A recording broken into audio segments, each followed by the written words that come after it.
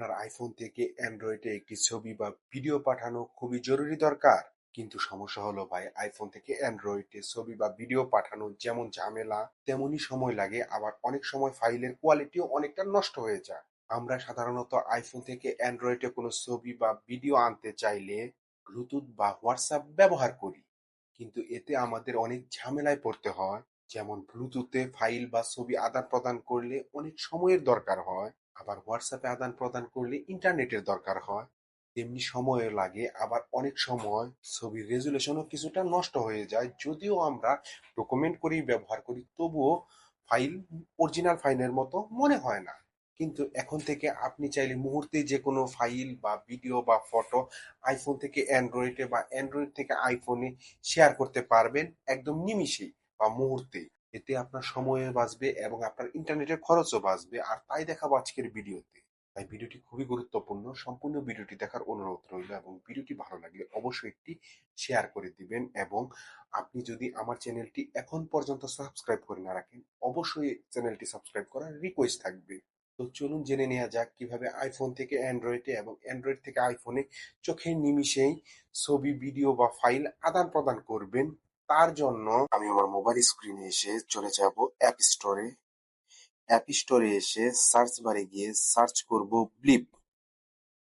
Search করার পর ব্লিপের দ্বিতীয় যে অ্যাপ্লিকেশনটি দেখতে পাচ্ছেন, এই অ্যাপ্লিকেশনটির উপর একটি ক্লিক করব।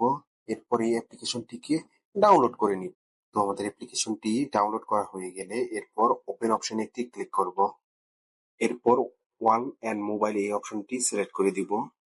এরপর সাইন ইন উইথ ইমেইল, আমাদের ইমেইল দিয়ে অ্যাপ্লিকেশনটিতে আমরা সাইন ইন করে নিব। তার জন্য সাইন ইন উইথ ইমেইল এই অপশনটিতে একটি ক্লিক করব। এরপর এখানে আমি আমার মেইলটি দিয়ে দিব, আপনারা আপনাদের মেইলটি দিয়ে দিবেন। এরপর নিচের অ্যারো অপশনে একটি ক্লিক করব। তো আমাদের ইমেইলে একটি কোড আসবে, সো আমি কোডটি দিয়ে দিব। সো আমার কোডটি দেওয়া হয়ে গেলে এরপর ডান অপশনে একটি ক্লিক করব। তো এখন আমাদের এই অ্যাপ্লিকেশনের জন্য একটি নাম চাবে, সো আমি আমার নামটি দিয়ে দিব, আপনারা আপনাদের নামটি দিয়ে দিবেন। সো নাম দেওয়া হয়ে গেলে এরপর কন্টিনিউ অপশনে একটি ক্লিক করব। এরপর ইনেবল নোটিফিকেশন এই অপশনটিতে একটি ক্লিক করব। এরপর অ্যালো করে দিব। এরপর এখান থেকে যে কোনো একটা আপনারা সিলেক্ট করে দিবেন। সো আমি সেভ টু ফটোস অ্যাপ এই অপশনটি সিলেক্ট করে দিচ্ছি। এরপর অ্যালো করে দিব। এরপর ডান অপশনে একটি ক্লিক করব। এইভাবে সেম একই প্রসেসে আপনারা প্লে স্টোর থেকে ব্লিপ অ্যাপ ডাউনলোড করে আপনাদের অ্যান্ড্রয়েড ফোনেও সেম একই মেইল দিয়ে সাইন ইন করে নিবেন। ভিডিওটি লেন্দি হবে দেখে আমি দেখাইলাম না। সো আপনারা প্লে স্টোর থেকে একই ভাবে ডাউনলোড করে লগ ইন করার পরে আপনারা অ্যান্ড্রয়েড ফোনে শেয়ারের মাধ্যমে যেমন একই ফোন থেকে আরেক ফোনে ফাইল ট্রান্সফার করতেন, সেম একই ভাবে এই ব্লিপেও আপনারা ফাইল ট্রান্সফার করতে পারবেন। তো ভিউয়ার্স, আজকের ভিডিওটি এই পর্যন্ত। দেখা হবে পরবর্তী কোনো ভিডিওতে। ভিডিওটি ভালো লাগলে অবশ্যই একটি লাইক দিবেন, এবং আপনি যদি এখন পর্যন্ত আমার চ্যানেলটি সাবস্ক্রাইব করে না রাখেন, অবশ্যই এরকম টেক রিলেটেড ভিডিও পেতে সাবস্ক্রাইব করে রাখবেন। Creative take. আল্লাহ হাফেজ।